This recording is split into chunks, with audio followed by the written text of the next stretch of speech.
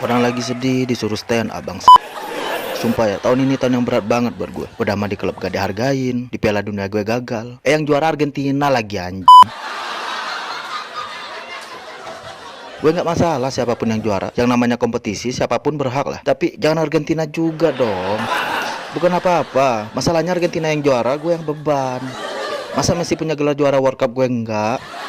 Selama ini kan lu tahu, semua yang Messi dapat gue juga dapat. Messi juara La Liga, gue juga. Messi juara Champions, gue juga. Messi Copa America, gue punya Euro. Messi Ballon d'Or, gue juga punya. Nah sekarang Messi dapat trofi World Cup, gue dapat apa? Trofi Man of the Match perlawan Ghana. Gue dapatnya itu doang. Lu biasanya kalau iri temen lu punya satu barang, lu bisa beli barang yang sama, iya kan? Nah ini Piala World Cup gue mau beli di mana? Di Shopee? Gak ada. Kalaupun ada ngapain gue beli? Buat dipamerin. Ntar kalau orang nanya gimana? Wih, Piala Dunia tuh. Juara tahun kapan? Oh enggak juara. Nah terus gue beli.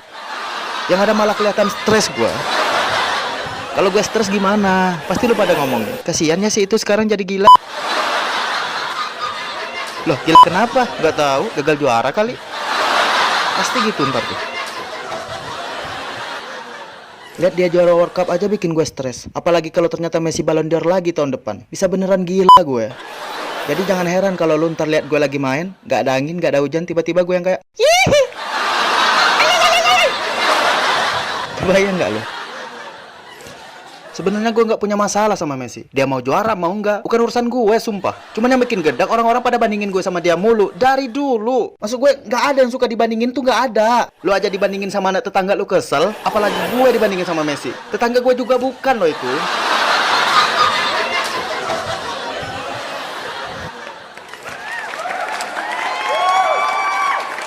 Gak enak loh dibandingin tuh. Kalau nggak percaya lu cobain deh. Ntar lu lagi berduaan sama pacar lu nih, terus tiba-tiba aja ngomong, aku perhatiin kamu tuh jelek banget ya.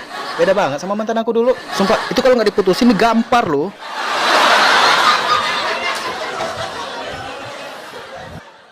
Kalau dibandinginnya sama yang selevel atau di atas kita masih mending lah. Yang bikin sakit hati tuh kalau dibandinginnya sama orang yang levelnya di bawah kita. Masa pas lawan Maroko lompatan gue dibandingin sama En-Nesyri? Lu tahu kan, ada tuh postingannya di IG. Lompatan Ronaldo ternyata kalah sama lompatan En-Nesyri. Dibandingin, gue 2,68 meter, En-Nesyri 2,78 meter. Gue udah mau postingan ini, gue mikir, goblok pasti ini orang yang posting.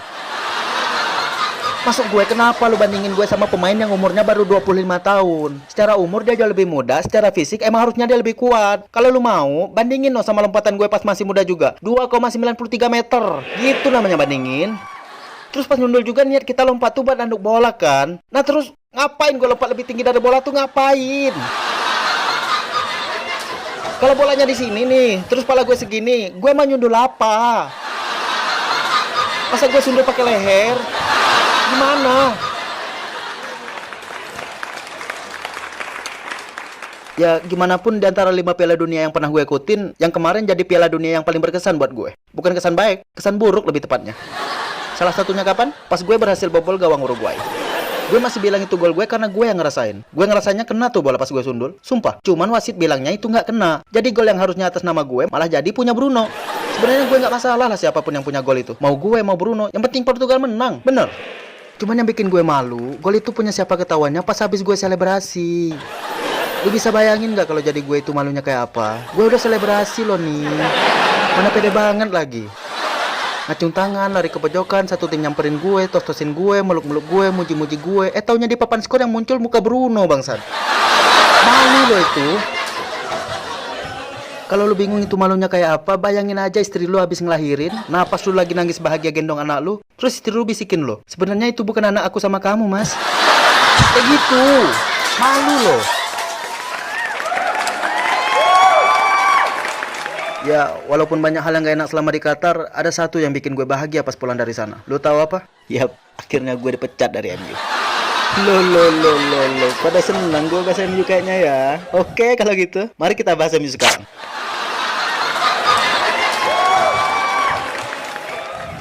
Biar gue mulai dari waktu gue masih di Juventus. Waktu itu gue di penghujung kontrak sama Juve. Tahu kontrak gue bakal habis, banyak klub yang mau rekrut gue dari sana. Dari 5 klub yang ngincer gue saat itu, salah duanya ada Manchester City sama Manchester United. Nah yang gue pertimbangin cuma 2 itu tuh. Kalau nggak City ya MU. Sebenarnya gue udah hampir jadi tuh sama City. Tapi tiba-tiba Ferguson nelpon gue, "Gak MU aja doh." Kan di sini pengen banget lo ke sini. Ingat kan dulu pas lu di MU kayak apa? Emang lo nggak mau kayak dulu lagi? Juara Premier League, juara Champions, menang Ballon d'Or. Dia ngomong gitu tergiur dong gue. Ya udah, besokannya gue langsung ke sana buat tanda tangan kontrak. Nah, habis ini lu tahu nih kelanjutan gue di MU bakal gimana? Trofi Premier enggak, Champions enggak, Ballon d'Or enggak, malah jadi tai gue. Sama sekali nggak dihargain. Musim pertama masih oke lah. Dari 38 match gue nyetak 24 gol buat nih klub setan. Tapi kan percuma sebanyak apapun lo ngegol kalau baiknya goblok lawak mulu.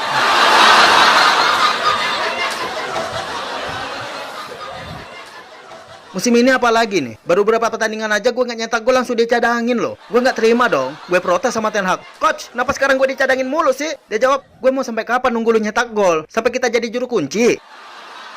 Ngerasa nggak adil gue tunjuk tuh pemain lain. Dia aja belum nyetak gol sampai sekarang lu mainin tuh. Kenapa gue enggak? Ada kayak langsung kayak gue kiper anjing.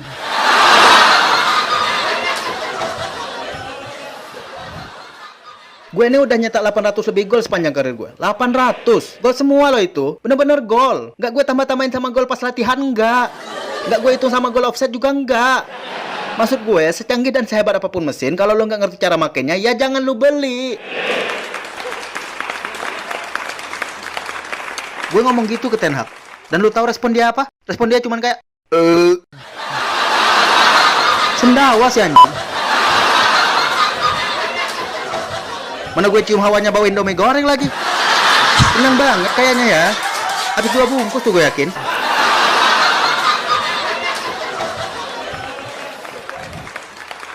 Sedih loh jadi pemain cadangan. Sebelum pertandingan disuruh pakai sepatu juga, ikut pemanasan juga, ngapain?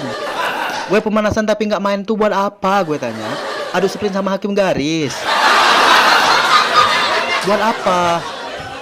Takut cedera? Gimana? Cedera lagi duduk tuh gimana? Kemungkinan terburuknya karena kelamaan duduk paling kesemutan. Udah itu doang. Mana di bangku cadangan gue sebelahan sama Maguire lagi. Duduk sama dia bukannya cedera fisik malah cedera otak gue. Gue lagi malas ngomong karena dicadangin, diajak ngobrol mulu. Bang, lu benci juga gak sih bang sama De Gea? Malah gibah sih bang. Makin gak gue ladenin makin jadi. Tadi kan gue nabur paku payung di sepatu De Gea bang. Tapi kok dia kayak biasa aja ya? Tiba-tiba Eriksen jambak dia dari belakang. Itu sepatu gue bang.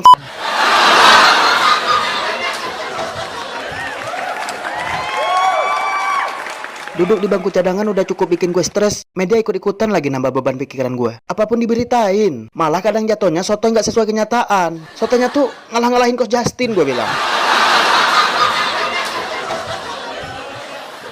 Sebelum gue bahas media yang sotoy, biar gue bahas nih botak atu nih.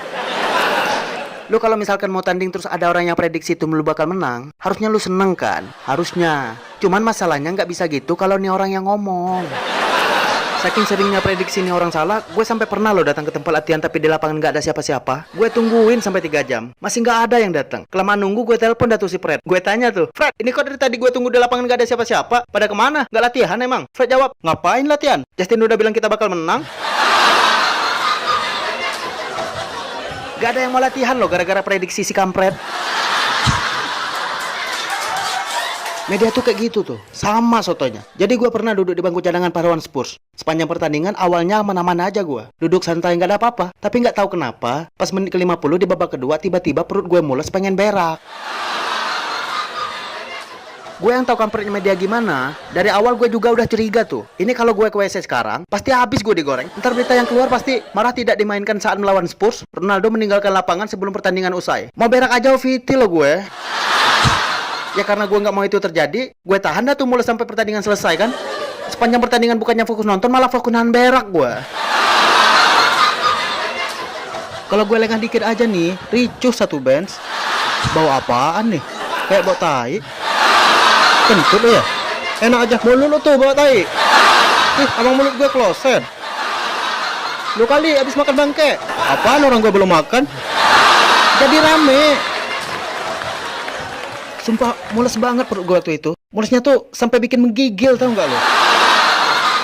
Itu kalau tiba-tiba gue bersin aja, cepirit gue. Waktu itu untuk pertama kalinya tiap Ten Hag noleh ke bench, gue deg-degan takut ditunjuk disuruh main. Gue nggak siap. Ya gimana? Gimana lari sambil jempitin pantat tuh gimana?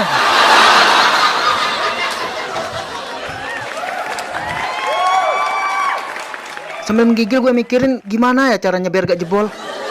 Nyari batu buat dikantongin gak ada. Soalnya kita tanding di stadion kan, jadi susah nyari batu tuh gak ada di sana. Gimana ya? Gue mikir apa gue lakban aja yang di pantat. Tapi ntar pas gue buka takut bulu pantat gue ngikut. Mau gue sumpel pakai gulungan tisu takut keenakan. Setelah sekian lama gue berjuang nahan boker dan bergelut dengan COVID-an gue, akhirnya sampai juga di menit 90. Gue mikir udah aman dong, kalau gue ke belakang sekarang udah mau habis juga. Masa masih diberitain macam-macam? Kan gak mungkin kan? Gue mikirnya gitu. Gue jalan lah tuh keluar lapangan duluan. Jalan santai lewatin tribun kayak gak ada apa-apa. Orang manggil gak gue sautin, orang nyodorin tangan gak gue peduliin. Keras gue, gak bisa noleh. Masalahnya kalau gue gak fokus, jatuh nih tai nih. Ya kalau bener jatuh gimana? Pasti respon orang-orang di situ apaan tuh? Malu gue. Udah kan, pas gue udah sampai ke lorong dan gue rasa orang gak merhatiin gue lagi, saat itu gue langsung sprint larinya WC. Saking kencengnya gue lari, kan jagain WC sampai gak sadar loh kalau gue udah masuk WC. Sampai gue selesai boker, keluar dari WC dia bingung. Loh bang, masuk dari mana? Kok saya nggak lihat abang masuk? Padahal udah 2 jam loh saya di sini. Gue yang lihat dia bingung, gue cuman kayak sempurna. Berasa demian gue. Lu tahu nggak yang kampret apa habis gue boker? Gue dapat notif berita dari browser, gue lihat headline-nya, marah tidak dimainkan, Ronaldo meninggalkan lapangan sebelum pertandingan usai. Kan anjing ya? Ngapain dari tadi gue nahan boker sampai keringet dingin kalau endingnya masih diberitain kayak gini? Ngapain? Gara-gara berita kampret ini nih, banyak fans MU jadi hilang respect sama gue. Ada yang bilang gue nggak etis lah, egois lah, pengen diistimewakan lah, rasa lebih besar dari klub lah. Padahal gue cuman mules pengen berak. Makanya gue cabut duluan. Gak cuman bahas karir gue, soal keluarga juga abis dibahas. Media tuh, aduh gini ya, gue tuh kerjaan main bola. Yang maksud gue cukup bahas bola aja, gak perlu bahas keluarga gue. Segala 5 anak gue dibahas emaknya siapa aja. Masalahnya, gue juga gak tahu. Gue gak tahu anak-anak gue emaknya siapa aja. Yang gue tahu ada orang tiba-tiba nganterin anak ke rumah gue dan gue terima. Udah, kayak paket beneran. Gak perlu segitunya lah. Masih untung di sana, netizennya nggak terlalu peduli sama hal kayak gitu. Coba kalau gue dari kecil tinggal di Indo, pasti udah habis itu gue dikatain fuckboy, playboy, dong belang, kang zina, sang anget-angan. Abis gue. Ya mungkin segitu aja dari gue. Buat lu yang nggak mau ketinggalan stand up gue selanjutnya selama gue di Al-Azhar, lu wajib banget subscribe nih channel Kolor Ceplok. Soalnya bakal ada pemain lain juga stand up di sini. Jadi lu subscribe aja. Oke, dah.